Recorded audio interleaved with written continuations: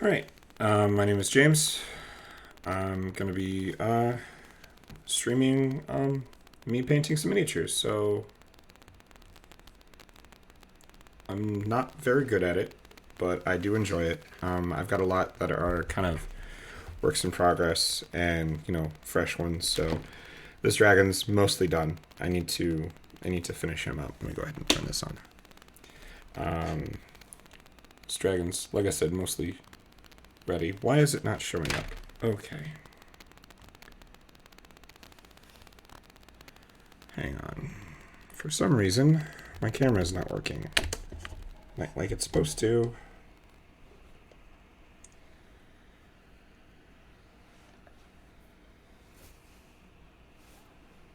Oh, that's frustrating. Some technical difficulties.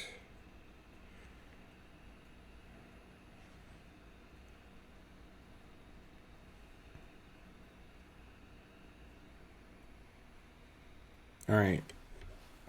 That should do it. Ideally. Okay. So, sorry about that. I know that's pretty dumb. But yeah, so I've got a bunch here that are in the process of being finished. Hopefully this will actually show this time. Excellent. I'm almost done with this red dragon. Obviously, I need to finish up a lot of the wing stuff. I need to clean up around the head and eyes and all that fun stuff and brighten up the colors a bit. But generally, it's mostly done. We're just gonna do that. And of course, I've got like miniatures that I haven't even started on. I only really tested contrast paint on the back of that, but it wasn't even a very good test. And I've got I'm a couple layers in on this Medusa here. But as you can see, I have these blank minis. I wanted to have some stuff ready, like that I'm in the process of working on, as well as some that are like practically like fresh start. So what I'm going to go ahead and do is get started on a base coat. And I don't necessarily do this the right way, but what I like to do is I like to start with a dark base coat. Like I've got this Abaddon black. I use Citadel paints just because it's easier for me. I've got these little ball bearings in there, so that's why you'll hear them rattle a little bit. So I've got some ball bearings. I apologize if it's loud. But yeah, I take a dark color like that, and we're gonna go ahead. What should I work on first? I've been wanting to paint one of these for a while, so we're gonna start with this guy. Little like half-orc or orc assassin, and we're just gonna put some black on there. A lot of people like this is a Reaper miniature. A lot of people like using the WizKids ones. They're the main ones for Pathfinder and D&D right now, but I don't necessarily like them because while these are a little bit bigger and clunkier and stuff, maybe a little heavy looking, a little clumsy looking, I generally like the sculpt on them better. It's I'm not that good at this, so I have a hard time with narrow spaces. Like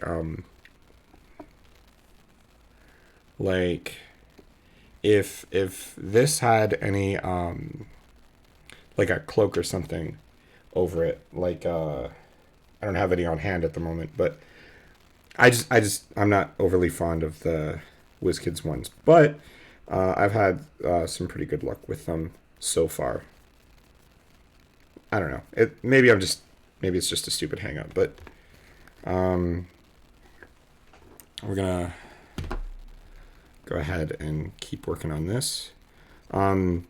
I like to get a dark base coat on there first, and then when I dry brush it in white afterwards, it'll make a lot of the details that I may not have even noticed when I was doing the base coat just really pop. It's really good for that. Different people have different ways of doing it. Naturally, this is just the way I prefer. I'm going to let this one dry a little bit before I continue on. I want to make sure I got a good even coat on there.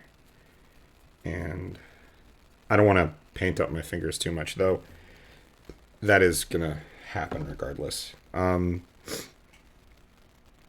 going to go ahead and rinse that off. I've got a cup of water with a little bit of soap in there. And then over here, I've got this, it's dried out. I got it in a painting class a long time ago. This brush cleaner that I like using. So we're just going to clean that up a bit. It's like a little soap.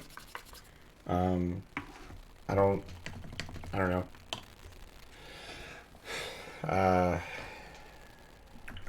I don't honestly know what it is apart from soap. It's just something we used in a painting class I took once upon a time for community college. And then I think, what am I working on right now? I think I'm going to go ahead and put a little bit more time into my medusa here. Right now, so far I've got on her a you can see that the robe is slightly lighter colored. What I did with that is I got some wraithbone on there, so it looks kind of like a linen, like an off-white.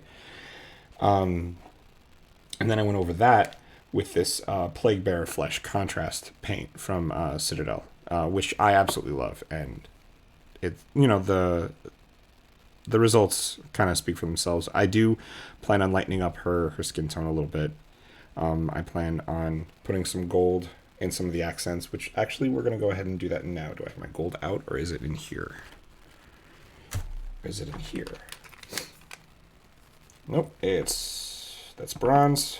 Maybe bronze is better. There's gold. That needs to be shaken up. All right.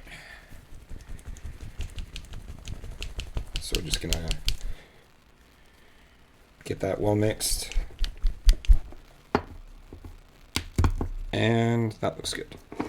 I've got a fine detail brush here. And we're just gonna get that onto the headdress, the little crown thing. I'm kind of not worried about getting it into the little nooks and crannies. I want it to stand out a bit, because I really want that look of a depth to it. It's a 3D model; it should have that. So we're just gonna try to gently get it on there. I think I'm going to also make the snakes that make up her hair a different color than... obviously you want the hair to be a little bit of a different color. I might go with a brown, since most snakes tend to be in that area. Brown or gray or even like a green. I'm going to bring this lower. That looks good, I think. So far so good. And then she's also got like a necklace to her. And we're just gonna gently drag that along. I need to get a GoPro. That would make this a lot easier to stream. Yeah, so we messed it up a little bit, but that's okay. We can always go back and clean it up.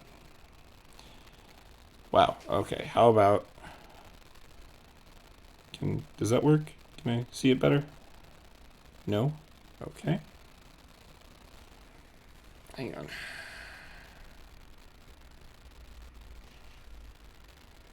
How about now? There we go. That's more like it. Yeah, you can see I got some gold on her robe, her dress. So that's pretty easily fixed. I can go over that with the wraith bone and then fix it from there. I can clean this up a little bit.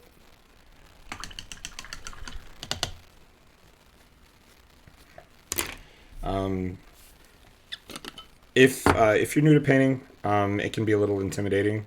But the best advice I can give is have your water cup very, very separated from your drinking vessel, whatever it is. I've got a water bottle.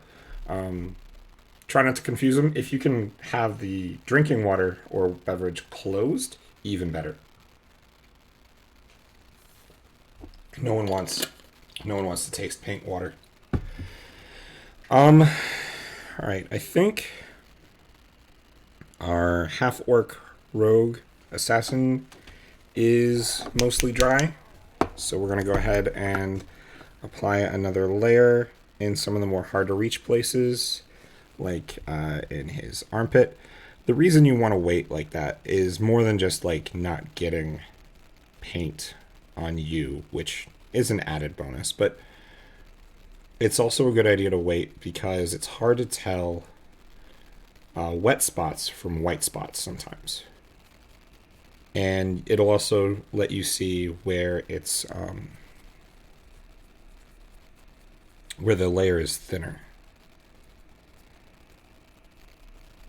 And if you need to, I know I'm using a base coat brush for this, but you know, obviously use what tools you have. If you have brushes that are not like this wedge shape, you know, there's nothing saying you can't use like a normal layer brush or whatever. And it's actually really good for getting into some of the harder to reach places, like in the armpit that I was telling you, or in, frankly, a lot of crotch areas, because they don't really do a great job of opening up a lot of these miniatures. Something we got to decide is what kind of orc this guy is, because orcs tend to run the gamut as far as colors go. You know, there's the classic green orcs in Warcraft or Warhammer, or you've got the brown orcs from Warcraft, or the gray ones from D&D and Lord of the Rings, or what have you. So I think this guy, because he is probably going to be wearing a good amount of green anyway, or a gray anyway, I'll probably make his skin green so that it kind of pops. Because regardless of, like, I don't know, accuracy or something, you want your miniatures to be fun to look at. I don't have a whole lot of great examples of that on hand. All of them are over here. But miniatures should be interesting to look at. If they're not interesting to look at, then what exactly was the point? Let's see. All right, and then we'll paint the base. Normally, I don't like to glue bases on as I'm painting, and I don't think you're actually supposed to. Clearly, I don't always follow that advice. But it's something I try not to do too much. All right, let's see.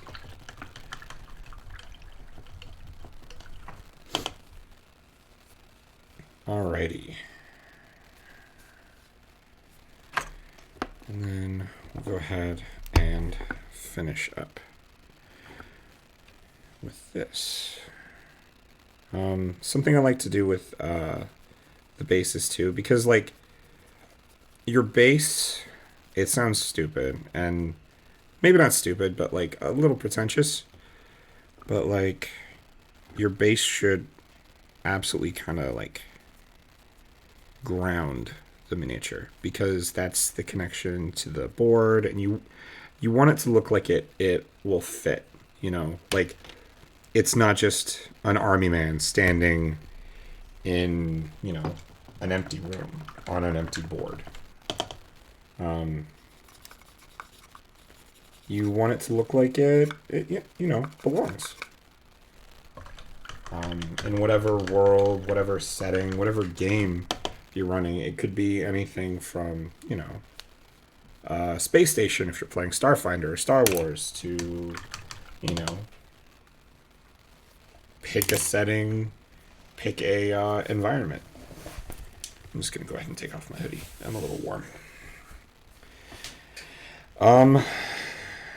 Let's see. We're going to let him dry, and then we'll go back to a base coat.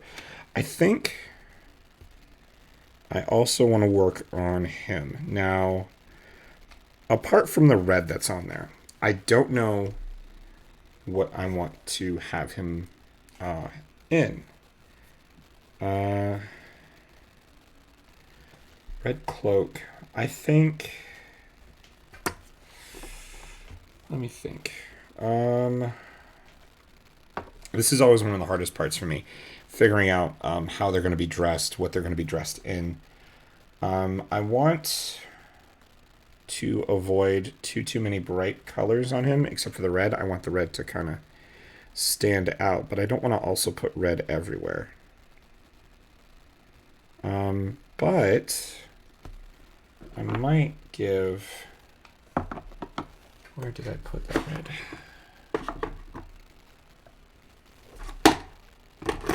My desk is a mess. That's how you know I paint. Corn red. How much corn red do I have? We've got a good amount. All right. I'm gonna use this red, and he has kind of like he's got an outer robe, like a shawl, and then there's like an over robe, and then there's something under there. I think I'm gonna do the outer one red as well, but the inner one, maybe blue, maybe purple. I don't know. We'll burn that bridge when we get there. For now, though, I'm gonna go ahead and start applying some corn red. A lot of my miniatures are plastic because they're more inexpensive that way. I do prefer the pewter miniatures. I think I just like the weight to them more. But these are definitely, they're not bad. They're definitely not bad miniatures. I don't want to give that impression. They are... See, that's what I was kind of afraid of. It looks a little washed out. Maybe I'll come up with something different. Shoot. You know what? There's always the Red Wizards of Thay. Maybe this will be my Zastam miniature, if I ever have need for Zastam.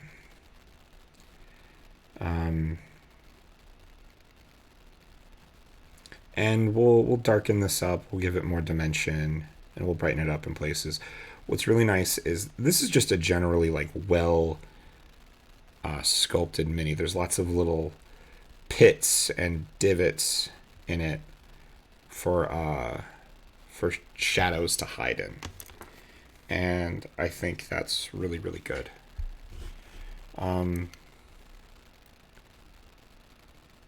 Let's see. I definitely want to do stuff with gold. I think you should wear gold. But apart from that, I'm still not entirely sure. I've got some good stuff for like plague. Like a zombie flesh, rotting flesh color that I haven't used in a super long time. And then I've got one for bones, so he'll be good to go as far as that goes. But like the rest of his setup, it's a little hard for me to pin down.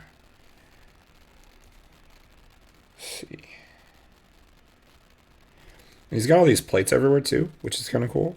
Um, I'll probably have that like a what I'll probably do there, and this is something I really like doing to sort of add texture to it, I guess, and different shades. Is I've got this color here, and if I can, I try to mix in a little bit of red or orange or something like that. But this is a really good like rusty color. And what I'll do is I will put that in like the cracks areas, where I want there to be like rust on it, and then I'll dry brush over it with this steel color. I need to get more of this actually, because yeah, that's not very full. That said, we're gonna let him dry for now. I think the assassin needs some more time. Let's move over to working on my dragon here. And yep, all right. Let's go ahead. That's the small one. We want something a little wider. This one I've been kind of dragging my feet on. I've had this miniature for a while. Just because I'm having a little bit of trouble knowing what I want to do with the colors. Because, if you look in your monster manual, it has different color scheme than what I've got here. But I've also seen art of red dragons with the slightly like yellow, almost an ochre color in their wings. So I decided I like that one the most. And so even though I've got like red on here, we're just gonna paint over that and pretend this was the plan all along. Honestly, I'm really glad I'm doing this because I have been kind of, like I said, dragging my feet on this one for a while.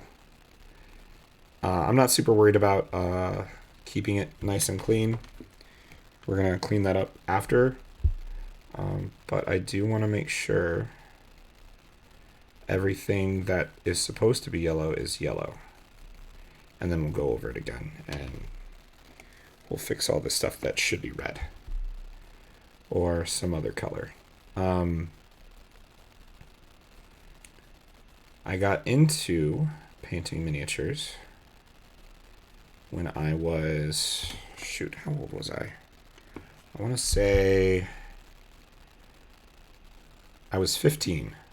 I had been wanting to get into Dungeons and Dragons because I'd always read like fantasy stories, and also I remembered a lot of my dad doing this when I was a kid, like really little. Oh man, I remember being in first grade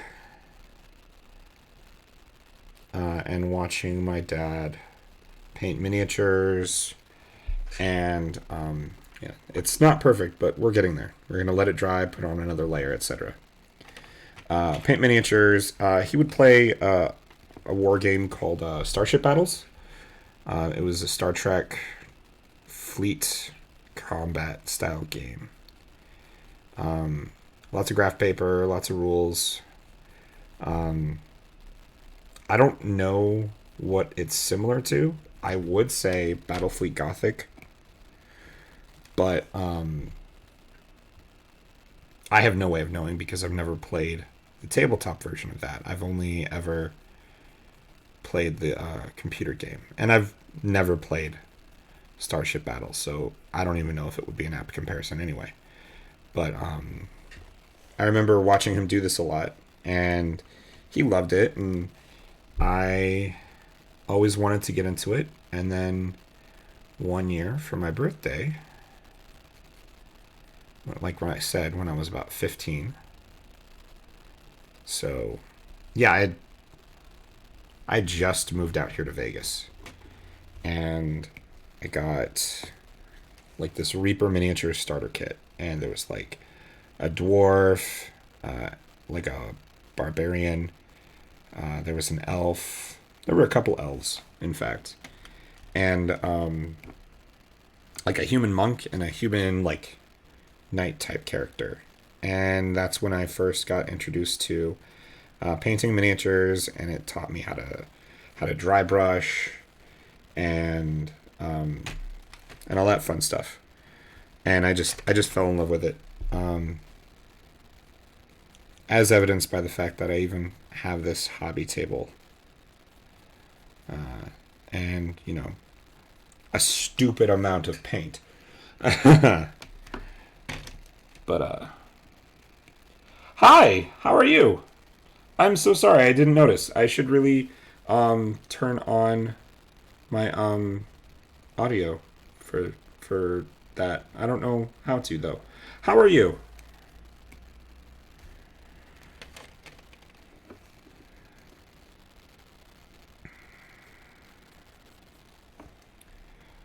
Just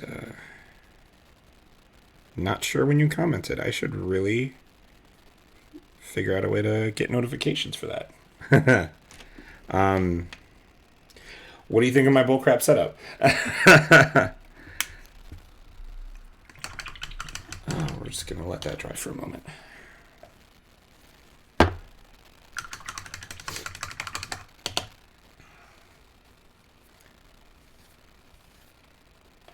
I am too. Thank you so much.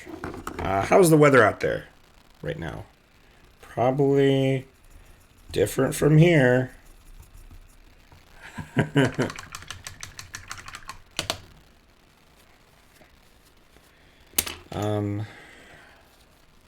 me think. I'm just gonna let him dry. I'm gonna put him on his stand. Actually, he's got a He's got obviously this stand for him. I have a base to glue him onto, and also something that I need to work on painting is this little fireball for him. It's not so bad. It's about that here too. It is a little chilly though, but we're just gonna let him sit off to the side. Next, I'm gonna go ahead. He looks like all of his bits are covered. So what we're gonna do is we're gonna take this white, and it's just any white will do. It's called Corax white, but it's white, and it's a good idea to get like a stiff bristled brush, something that's like even across. But like any any brush will work for dry brushing, and you just want to load it up a little bit and kind of drag it out so that your brush is just like maybe a little tacky, and just like brush across. Just try to highlight a lot of the details, and you'll actually, I am always surprised by the amount of detail that is hidden in some of these miniatures. I had a good amount of time to look at this one, so I wasn't super surprised when or I won't be super surprised when I see like all this stuff like hidden on his belt across his bandolier. And there's these skulls in his dagger, which are just really cool. Hopefully that's visible. It occurs to me I should probably do something like that. Wow, I am having a lot of trouble with that. Maybe this time. There we go. Maybe you can see them now. They're there. But yeah, I really, this is like extremely vital for me. And even if I don't like bring out as many of the details as I want, which I'm relatively maybe not new, but I'm definitely not advanced. And I don't get everything. But, you know, at least I know it's there, and maybe I can make a decision to try to find some way to highlight it. A lot of improvising. I'm just gonna bring that more into the shot. So yeah, it's a very different looking miniature from when I initially did the base coat, and that's one of the things I love about dry brushing. And yeah, so we're just gonna let that sit for a moment. Actually, let me make sure I have his face all cleared up. It looks like he's got a little bit of a beard, so we'll definitely be able to do something with that.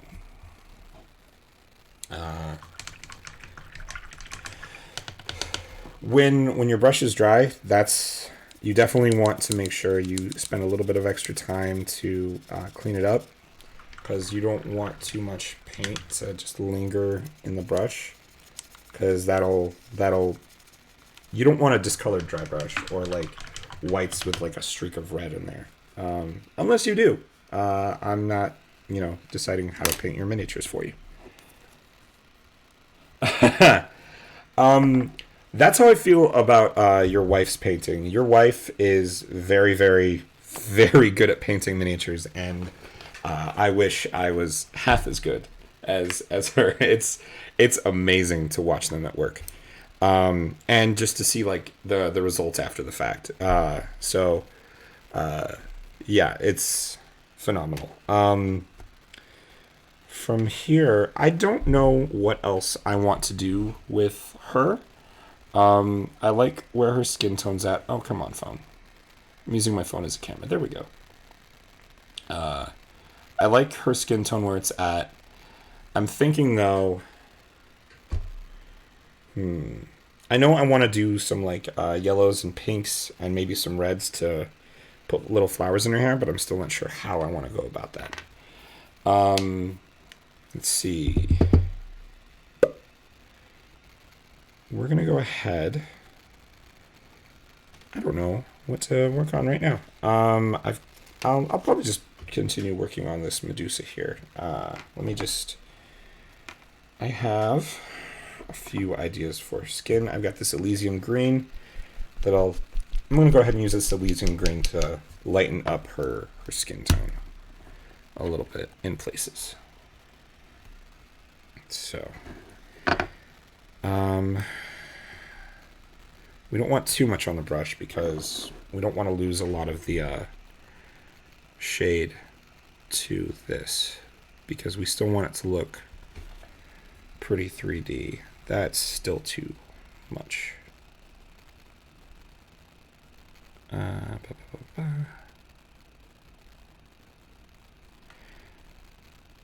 Alrighty.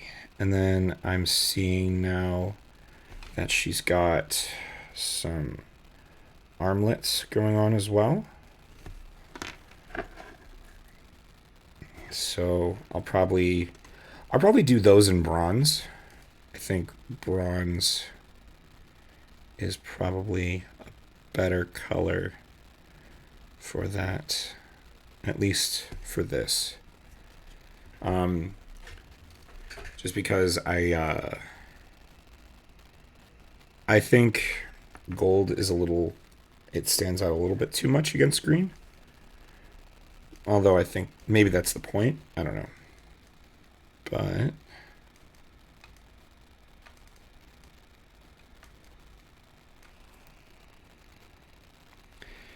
I'm not sure how much I'm liking that color.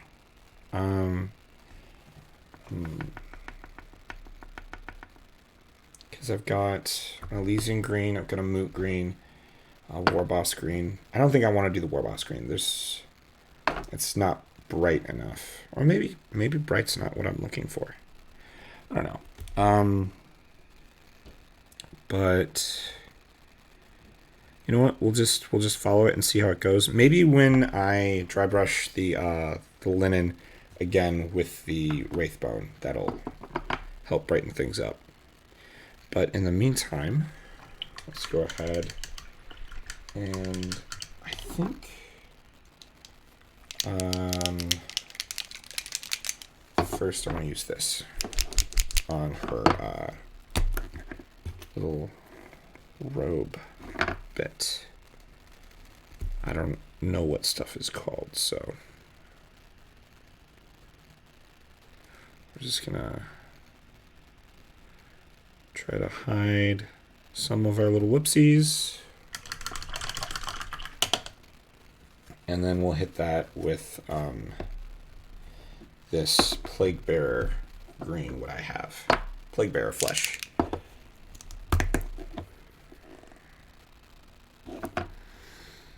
Not too much, just enough to almost stain it, honestly.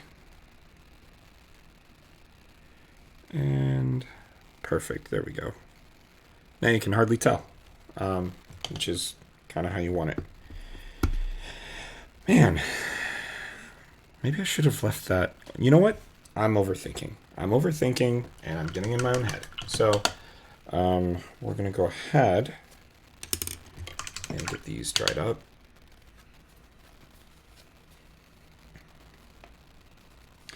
Yeah, I also love how much dry brushing makes everything pop. And yeah, I really like D&D minis. You get a lot more, like, I think the spectacle of a Warhammer mini is really cool. Like seeing the Warhammer armies or some of those really big pieces that I've seen people make at at the LGS, but local game shop. But like some of the little minis with little bitty details that you don't see in like every single one. Like I think this guy is really cool. I can't wait to do more with him, especially since I'm running a Theros game.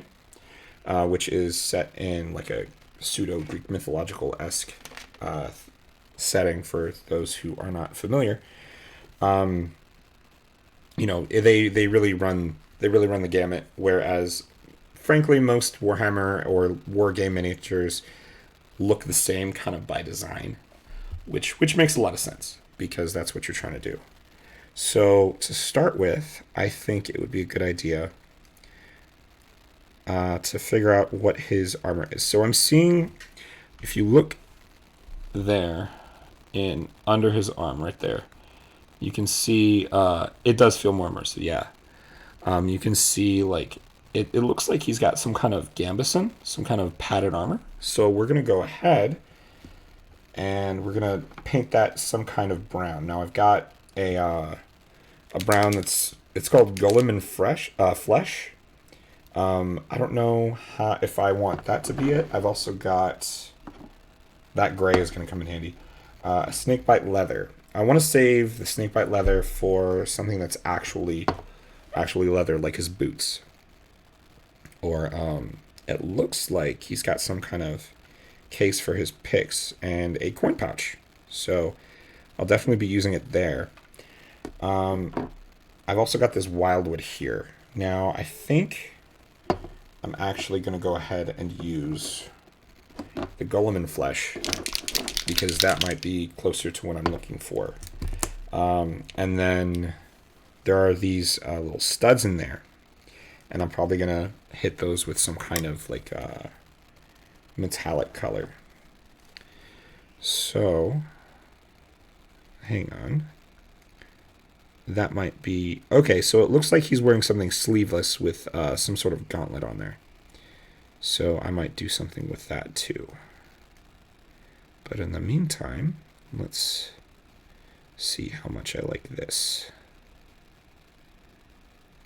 That might not be dark enough, but we'll see how it looks in a couple of layers.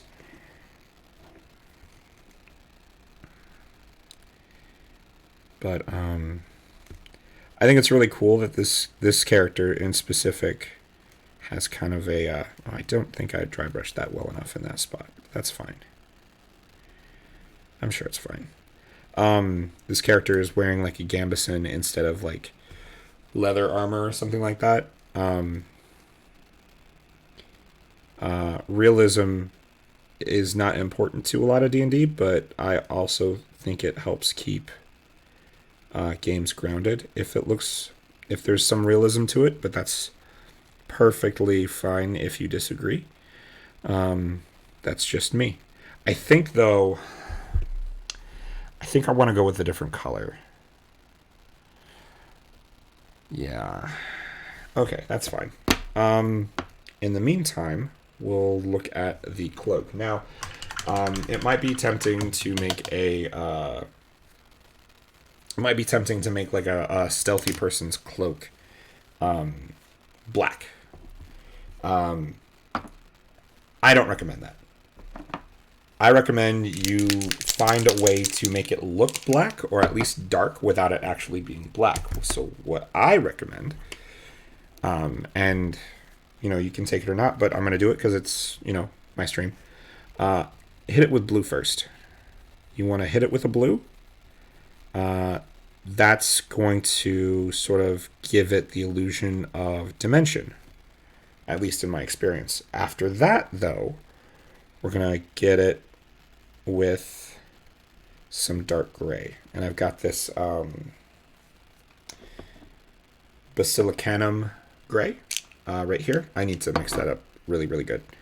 And that'll make the colors really pop. And then after that, we're going to dry brush it. Nice. We're going to dry brush it with... I hit his fingers. That's okay. We can go over that again. We're going to dry brush it with another blue. I've got this blue here called... Where are you? A contour blue. And it's just this soft, almost like a dusty blue. And what that'll do is kind of give it a look like... It's almost nebulous. And if you're at all familiar with like Marvel Comics, and you ever read like Venom, especially like some of the early Venom stuff, you'd see like it would be they would color him black, but he would have like blue highlights to sort of make everything pop. And that's kind of what we're trying to achieve here. And it doesn't have to be perfect. None of this does. If you're happy with your miniature, then you're happy with your miniature. Do whatever you feel like. I'm not trying to evoke Bob Ross, but like, do what makes you happy. This is supposed to be fun. This is a fun hobby for a fun game, and if you're not having fun, that's the only way you're kind of doing it wrong, if one can even say that you're doing it wrong. So we've got that blue, and because of the dry brushing, you can see that the brighter colors have popped really, really nicely, but it's still, you can still see a lot of the deep shadows in there. And you can see it's kind of clashing a little bit with his gambeson, but don't worry, that'll go away soon. We're going to go back to... I think we're going to go back to him for a little bit. Because, yeah, I need to fix all of that. There's not enough layers on the inside of the wings. Yeah, happy little mistakes. And I'm glad that the blue cloak looks really, really nice. I think it does too. And we're just gonna go over this again with another coat. Actually, there's a spot on here that I need to just put an initial coat on, but I'm not super worried about like doing everything in a particular order.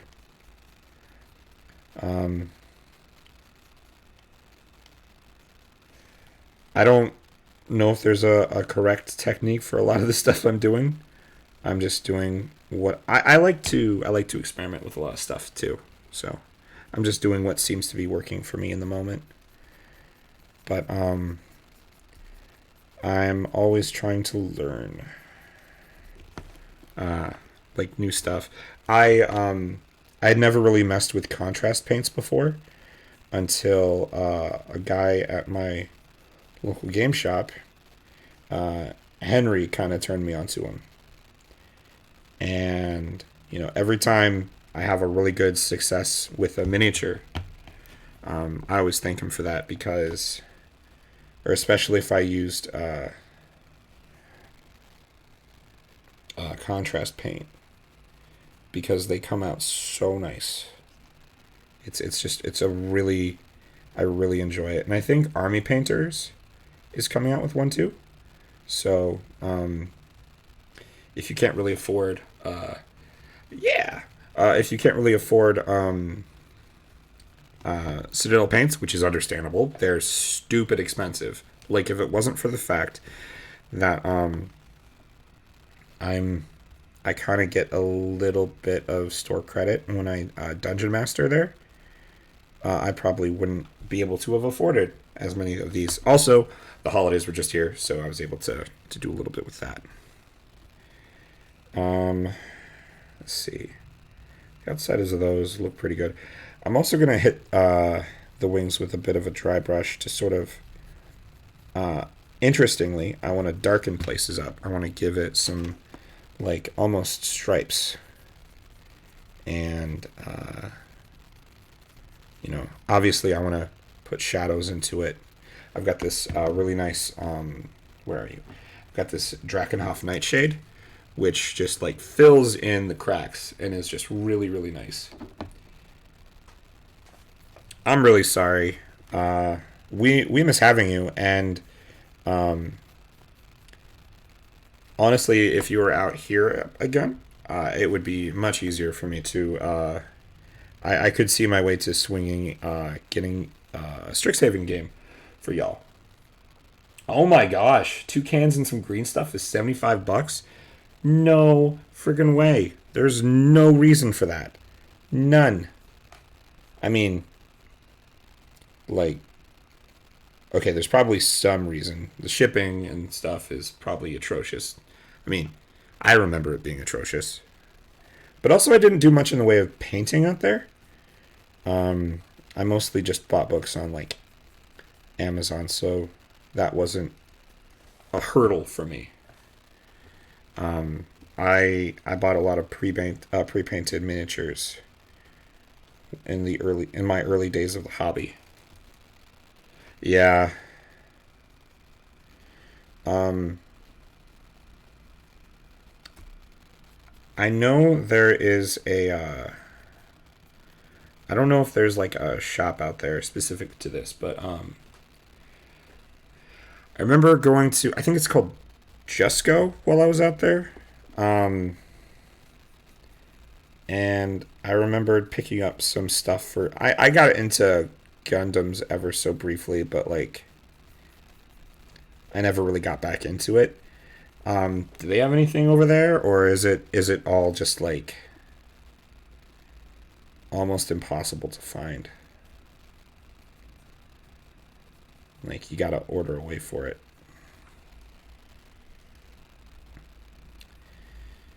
This is starting to come along nicely. I really like the bright color.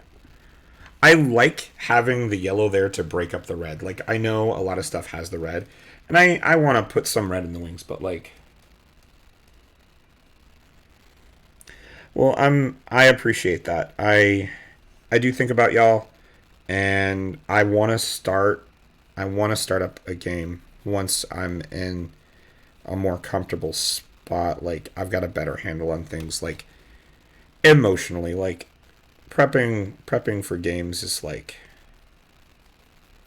it's it's mostly like a mental battle for me because like honestly, a lot of my DMing, don't tell anybody this, but a lot of my DMing is a lot of improv. I like to improvise a lot of stuff. Except of course for pre-written stuff, but like conversations and stuff I still improvise. I think I just like damn Kappa games. I don't think I ever went there. Or maybe it's new, but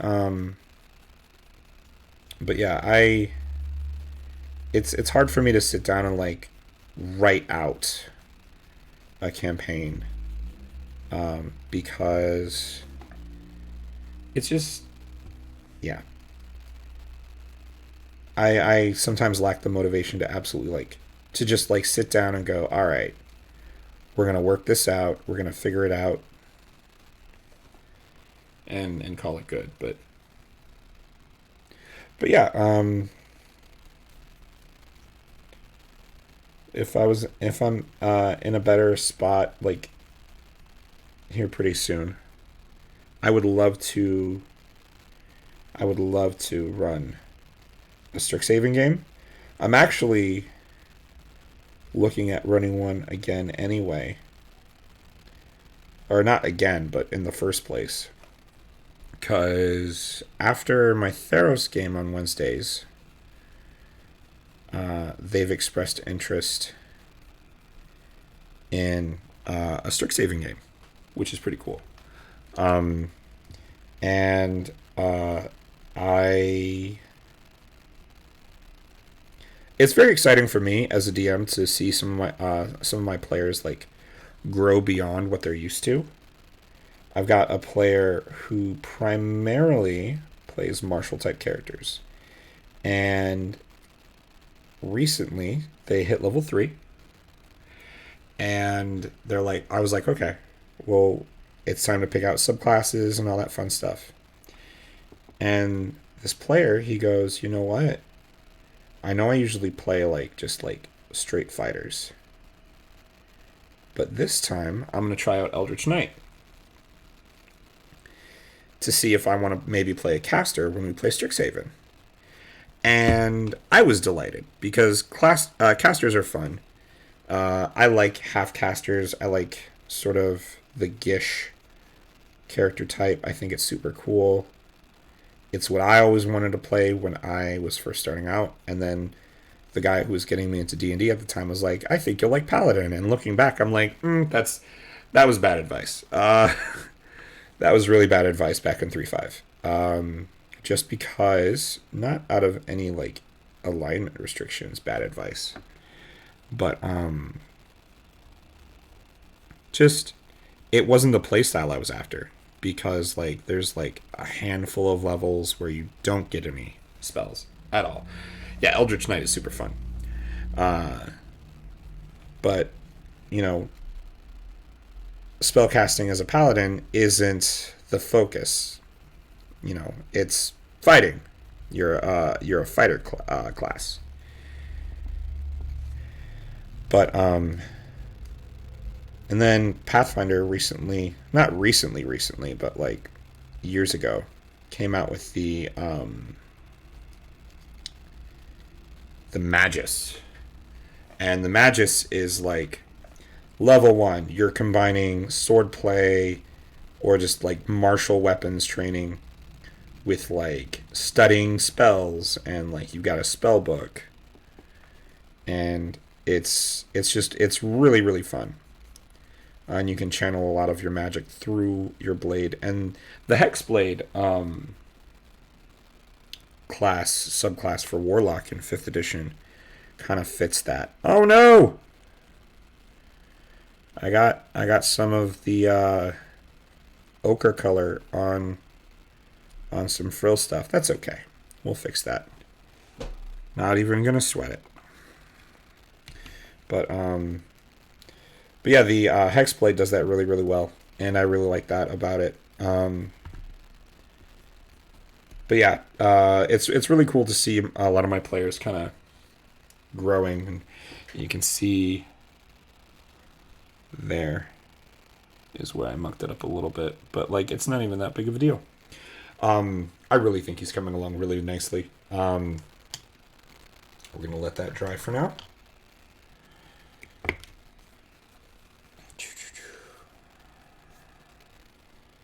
I gotta say, it's a lot easier to talk and do this than it is to talk and play video games, because when I was streaming video games years ago, there was a lot of dead air. Because I'm not good at playing games and doing other things. Alright, so we're gonna come back to... We gotta think of a name for this guy. I don't always name my miniatures, but I think it would be fun. But we got to think of a name for him eventually. But we're gonna come back to him, and I think I did say green, so we're gonna start with I think this militarum green, and it's always good even if you've mixed it up one or two times. To mix it up again. This is the contrast paint, and they have it's like a cross between just a normal layer paint and like a what's it called? Thank you. I really appreciate that. I like seeing players grow. I like seeing characters change.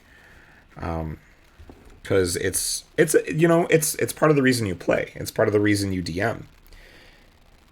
But it's good to mix things up in your paints, even if you've had them for a while. Just because like stuff settles. Now I have no idea. I think that might be more cloak, but that's fine. We'll figure that out. In the meantime, we're just gonna get some of this green on there.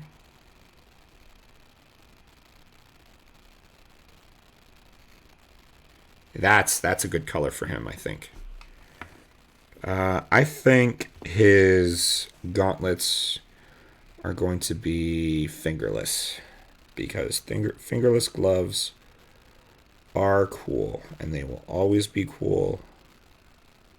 Actually, you know what? No, those do look like they're full gauntlets. So I'm gonna make that the snakebite leather. And that's fine. I could have done his face and his other arm. That's fine. That's fine. Everything's fine. Here we go. But yeah, even though you want your characters to, kind of pop and be kind of realistic looking, what am I trying to say? You still want them to look kind of realistic. Like, form should follow function, even when painting miniatures. So, like, he's a stealthy boy. We want him to look interesting. Okay, it was really nice having you. I hope you have a good day at work, and hope it all goes well. It was really great talking to you. Enjoy Okinawa. Thanks so much for coming and spending time with me. But you still want the miniatures to look like what they're supposed to do makes sense for them. If that makes sense. It's so you don't want a sneaky, stealthy rogue type character to just like, bam, I'm all resplendent in my gold colors, and he's not like a swashbuckler or a mage who's all decked out in like blues and purples and silvery stars. This man is a skulker, a sneak, and that's important. And that's important to bring across. So we're gonna go ahead, and I've been kind of teasing this for a while. Is we're gonna use the basilicanum gray. The white stuff at the bottom, you definitely want to shake it up so that you don't have that issue. And it still needs some time to all come loose. Earlier I mentioned not wanting to have your paints or like dry out. Earlier I mentioned washing your brushes really well so that you don't get a lot of colors bleeding through. You can see on this guy the the red, the slight pinkish coloration in the dry brush. A lot of that's going to come out, so I'm not super concerned about that, but that's something to look out for. Oh man, I'm gonna paint her. This is one of those miniatures that I didn't realize was a lady until I dry brushed her, because a lot of shape is lost in the base coat. So like I said though, we're gonna go ahead and we're gonna finish mixing this, and we're going to take the basilicum, yep, gray, and we're going to go ahead and apply it to his cloak. And hopefully you'll see what I'm talking about with the different layers working together so that it looks darker than it actually is. Just like painting miniatures is a lot like DMing. There's a lot of trickery involved. Tricking people into thinking a specific way. And in this case, it's just visual trickery. You can apply a couple of coats without waiting for it to dry, but I definitely don't recommend much more than that, because the more you brush, the more you take it away. But it's already looking a lot better, as you can see. Hopefully. It's very blurry. Yeah, there we go. Already looking a lot better. And we'll let that sit for a bit. Aha! Wet paint. I think we're going to come back to this lich. We need to decide. I'm thinking this here is going to be a purple. I've got a pretty good purple here. This is a Magos purple. It's another contrast paint from Citadel. I really like them. I've also got a Nagaroth Knight for it's more of a base coat, less of a layer. You know, kind of gonna see how this goes, feel it out. I don't think I've used it too much. And let's see. Yeah, it's kind of got like an orchid-esque coloration, so it's not that vibrant, but I'm betting a couple layers will help with that.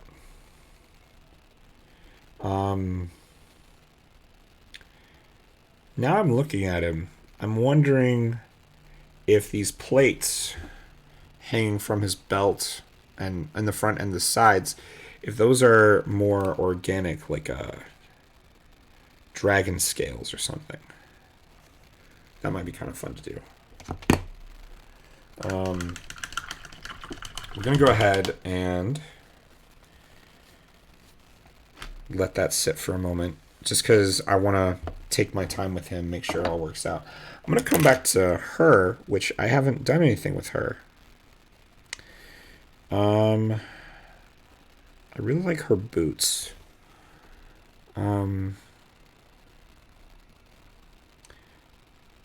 I don't know what I want to do with this character. We'll figure that out. In the meantime, where are you at? We're gonna go ahead and dry brush some of her facial features. And you can, like I've said before, you can dry brush with pretty much any kind of brush. So the whole principle of it is just making sure you've only got a little bit on there so that it dries, but enough that you can bring out some of the detail.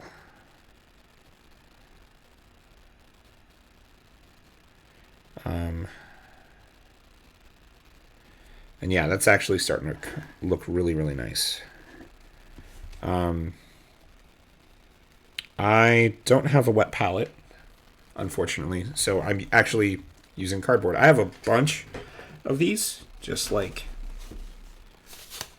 here, ready to go, underneath the surface of my desk. It's just cardboard. It works for me. I know some people do different stuff. Yeah, that's coming out nicely. we're definitely gonna put bronze up here. Yeah, I'm coming around to this green for some of the detail work.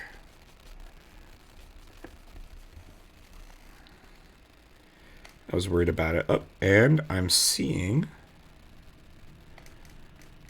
that she has something up on her shoulder. That's another nice thing about like doing the dry brushing is you even after as you're painting, you start like discovering or rediscovering, you know, aspects of the miniature that you might not have seen even after the first dry brush. And she looks a little samey, but that's all gonna come out when we do the dry brush and also when we apply the shade. But yeah, she's coming along really, really nicely. She appears to be on some sort of stone, so I think what I'm going to do with that, since she is a medusa, and medusas are based on Greek mythology. Actually, I'm going to go ahead and wash that a little bit better.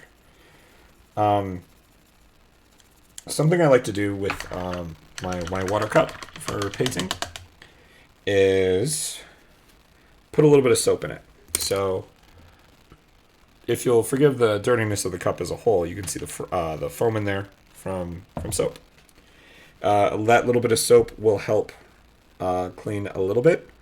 I don't recommend leaving miniatures or paintbrushes into soak. It's not good because then you get stuff like I can't really feel it right now, which is honestly not a bad thing. But you get like loose brush heads, or you start getting you know, situations where it's flaking off like this, because it shouldn't be flaking off like that. But I was done.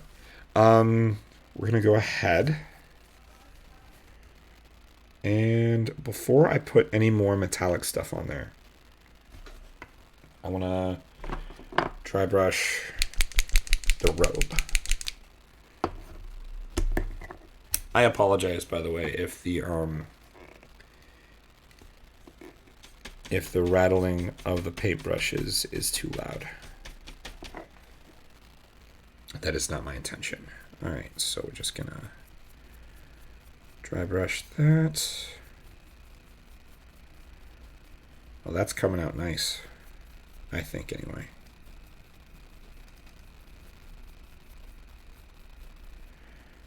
Alrighty.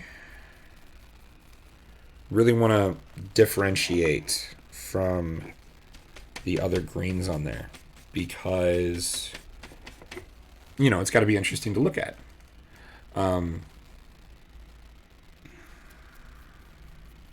So however many layers of dry brush you want to put on there, definitely do that if you're so inclined. So yeah, you can see, if you might not remember how it looked when we got started, but that's how the one side looks. Come on, James, figure it out. Anytime. Holy crap. All right. There we go. That's the front. You know, it's kind of greenish yellow. And then back here, we've got that linen color that really, you know, differentiates from the rest of the miniature. And that's where it all, you know,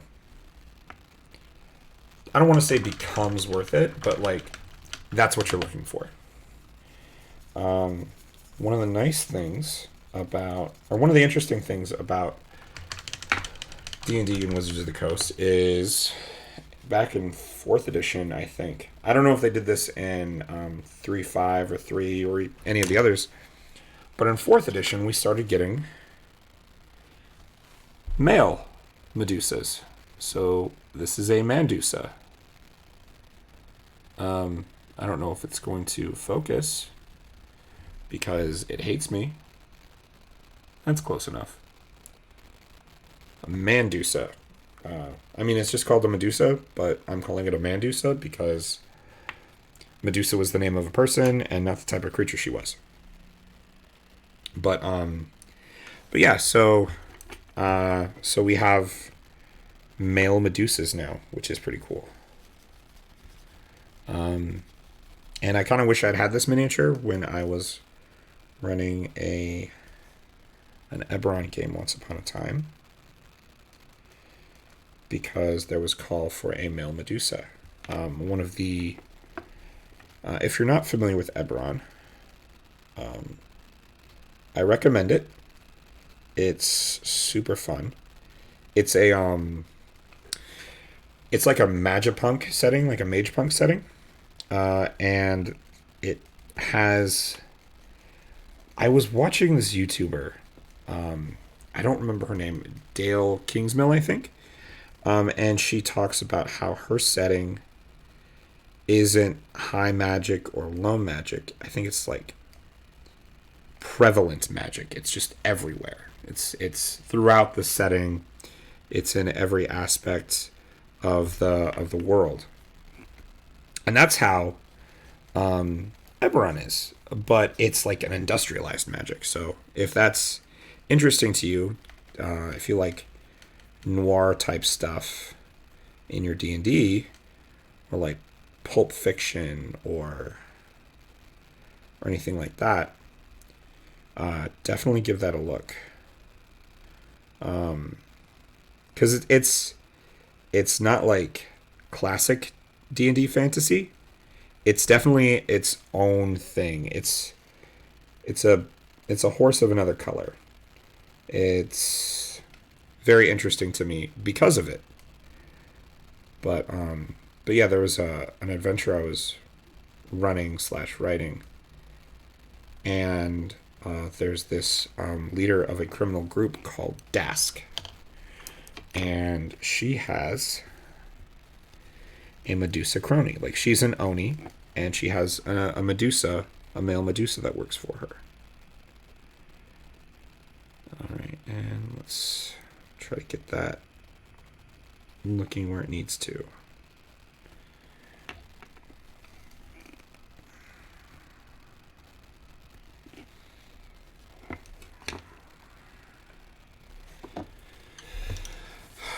I've got this handy dandy little device. It's got my main light on it, but it's also...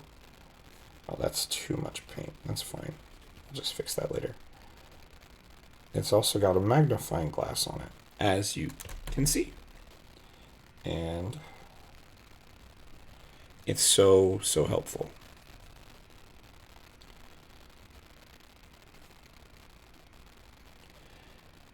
Man, I wish. See, this is why I like a lot of non-Wizards of the Coast / WizKids paints. Or not paints, but miniatures. Because they're all one piece, right? Generally speaking. Whereas, like, this miniature here, this is many pieces. And I can paint this, and I can stay out of my own way. Whereas with my little Medusa here, she has lots of stuff that's behind other stuff. And it's a problem.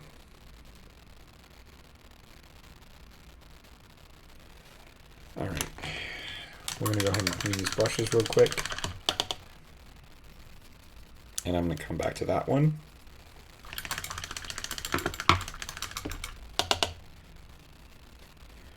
I hope everyone else's Monday is going well, or Tuesday if you are, in another part of the world. I'm in Vegas, so things are a little different for me. I think I'm behind a lot of people, just because time zones and all that. But I hope your Monday's going well. Or your day's going well, just in general. Let's see. We're gonna go ahead. What's next? what's next for our orky boy? I'm thinking... Damn, I spilled a good bit of this paint. That's unfortunate.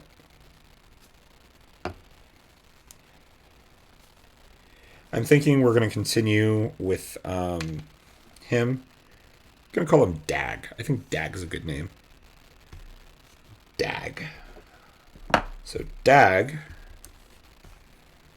needs more Basilicanum Gray. You can actually tell really well here, actually. So let's get this light better. You can see the blue up front and like the grayish blue in the back. And we're going to actually make that look even darker without losing some of that blue, hopefully. Fingers crossed. And like I mentioned before, we're going to go over it with a dry brush of another blue anyway, to sort of maintain that. This is oh no! Simultaneously more nerve-wracking and more fun than I anticipated. I'm gonna hit that again with his green after I finish with this. I'm not used to streaming while painting my miniatures. Usually it's kind of by myself. I come and go, walk away from it, and then come back to it. Usually I've got other stuff going on in like the background, like maybe I'm playing a video game or something, but this one is just painting minis, and that's kind of cool. Because I don't think I've sat and painted miniatures for like a couple hours straight in a while. I actually recently, however, I will say, I recently painted a miniature that was, he was a dragonborn like fighter that I was planning on flavoring as like a paladin. And he came out really, really nicely. But actually, you know what? My headphones need to come off. Let me show you some of my finished work. I've got this little tin here full of miniatures, some of which I painted, some of which came pre-painted. I've never paid for someone else to paint a miniature for me, which, you know, I might do at one point if I find myself in a position where, you know, I can't. I think those are the ones that I painted in here. Set that down. And yeah, this is that dragonborn I was mentioning. I really like how he came out. I'm not too worried about minor facial details. Something about this miniature that makes me wish it was metal is this bent sword. That I know I can take like a hairdryer to it and like fix it, but like it's too late for that now. And I tried anyway. I really like what I did with the shield. I've got this technical paint called Blood for the Blood God. And it goes on kind of sticky like a goo, more so than other paints, but the results are really, really nice. And then I like using foliage, but I'm really proud of that one. I'm okay with how this one came out. It's not my favorite, but you know, it's one of the earlier ones I've done, and I think I rushed this one, and that's fine. This one, however, I recall taking my time on, although looking at it now, I can see some issues, and some paint is chipping off in places, but I'm really happy with how she turned out. She was supposed to be like a half-orc bounty hunter type thing. If you're familiar with Pathfinder, she's the iconic Inquisitor, although I definitely painted her different. I'm not in a category. Okay. Thank you for telling me. I don't know how to fix that. I will do what I can. Let's see what we can do.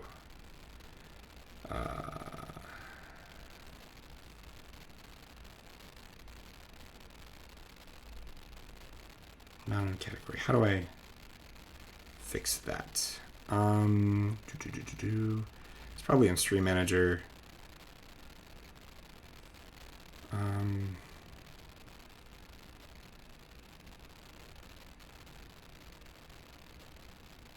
How do I change my category?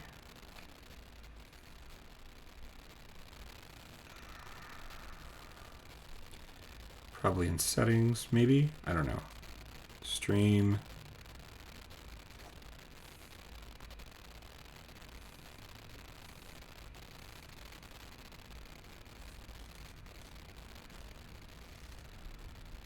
I guess. I don't know. Shoot. This is slightly frustrating. I wish I knew what I was doing. I thought tagging my stuff was sufficient. Category. Edit. Table top. RPGs. Actually, you know what? Let's see miniature painting.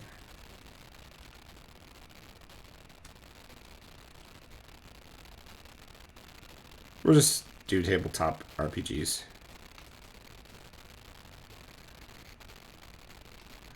Wow, I wish I could type.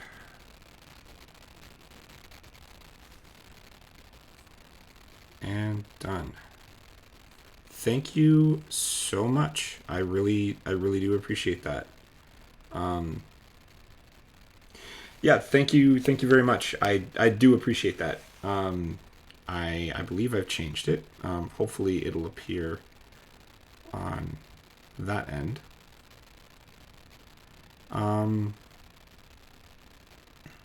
Thank you. Does it show that I don't know what I'm doing? Yeah. Cool beans. Thank you. Outstanding. That's exactly where I want it to be. Hi, how are you? We're gonna go ahead. Like I was saying though about this guy, I was using Blip for the blood god, but we're gonna come back to this. I think I want to put another layer of the golem flesh. Actually, I don't know. We'll try.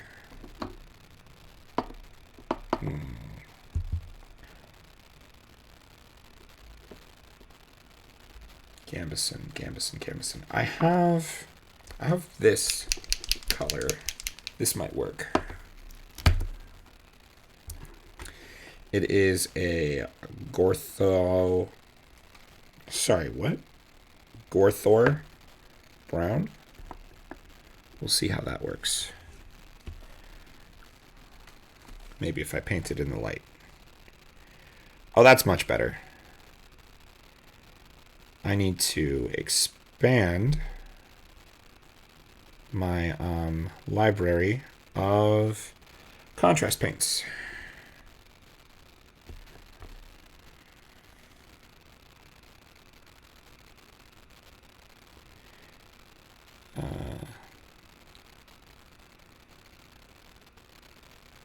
That's okay though, because this will just force me to use my Drakenhof shade color.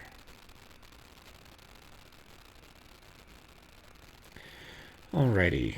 And then we'll put like a darker brown for the border of that gambeson.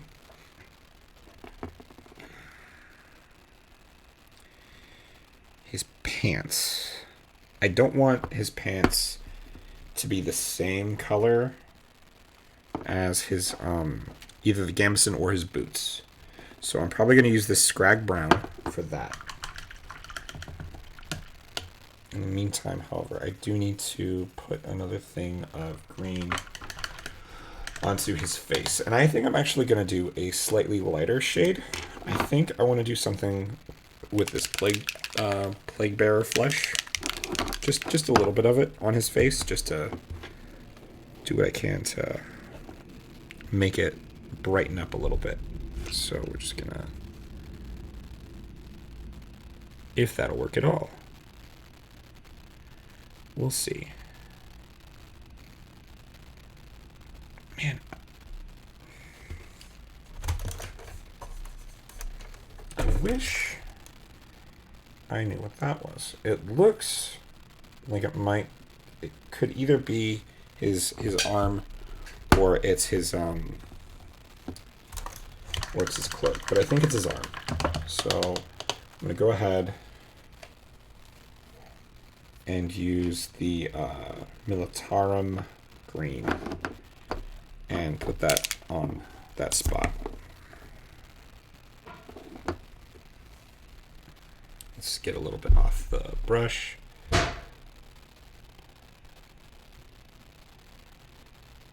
Alrighty. Let me just go ahead and shut my bedroom door real quick.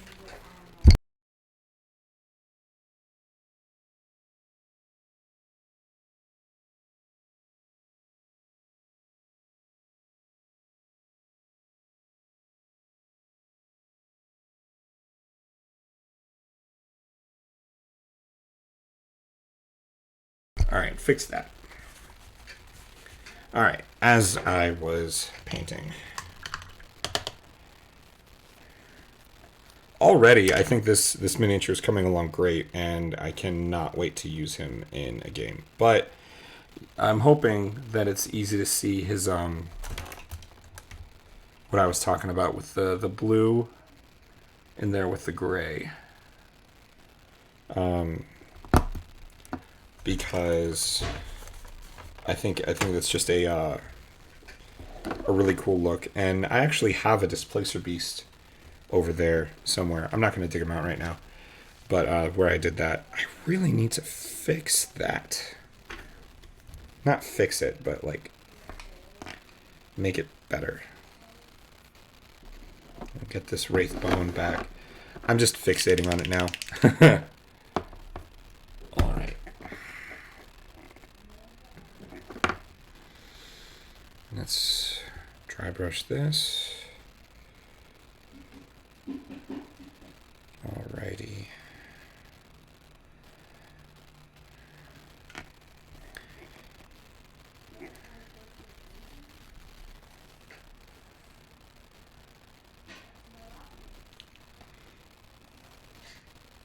Let's see.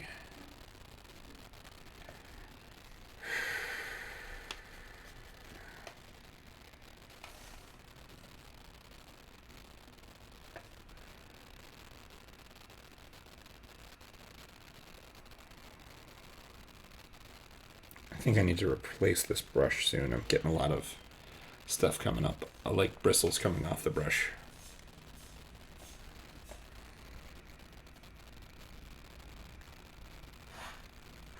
Alrighty. That is getting there.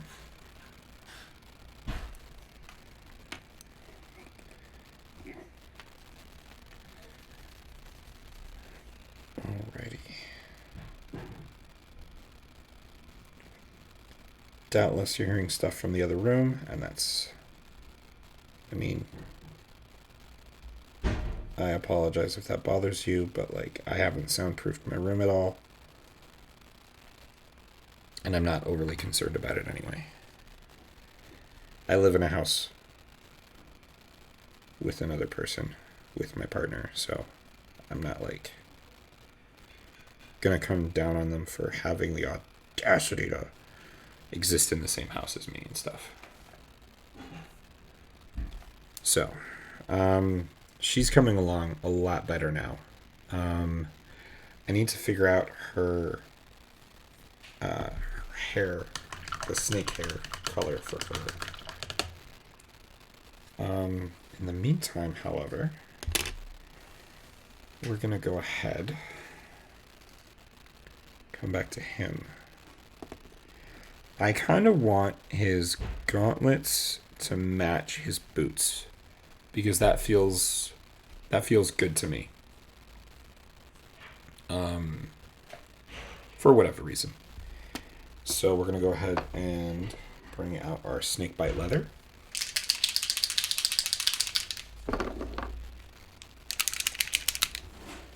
And we're gonna... Ooh, actually that needs to be cleaned a little bit better.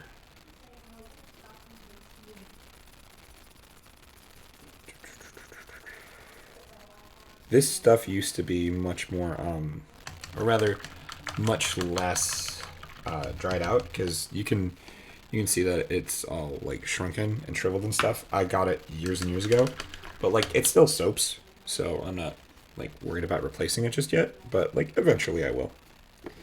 All right, that's cleaned up now. We're gonna go ahead and put the snakebite leather on.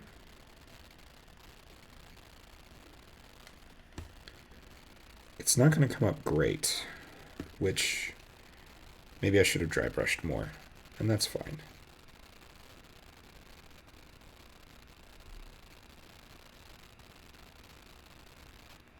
But I'm hoping that it'll look nice overall in the end.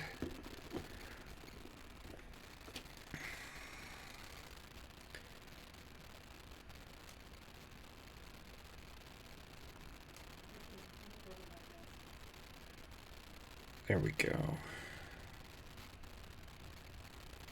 Alrighty.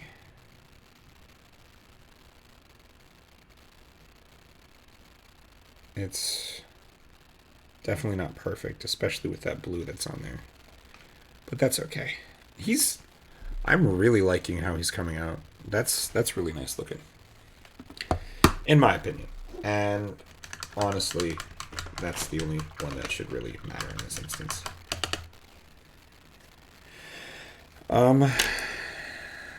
Let's see. We're going to let that dry for a little bit. And we're going to come back to the lich. Now, the lich, we're going to put another coat of this purple contrast paint onto this cloth here that's hanging down, in the hopes that it'll darken up nicely. And oh yeah, that looks suitably mystical. In fact, when I get to his bones, see his rib cage is showing through some cloth here. I'm going to go ahead, and I think I'm going to use this purple on there too. I don't know. I might actually just go ahead and switch to the Nagaroth Knight.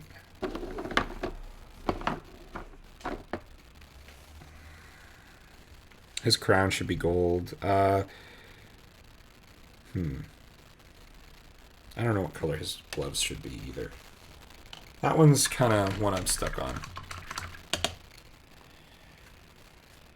All right. We're going to go ahead. I say that a lot. We're going to go ahead. Actually, you know what?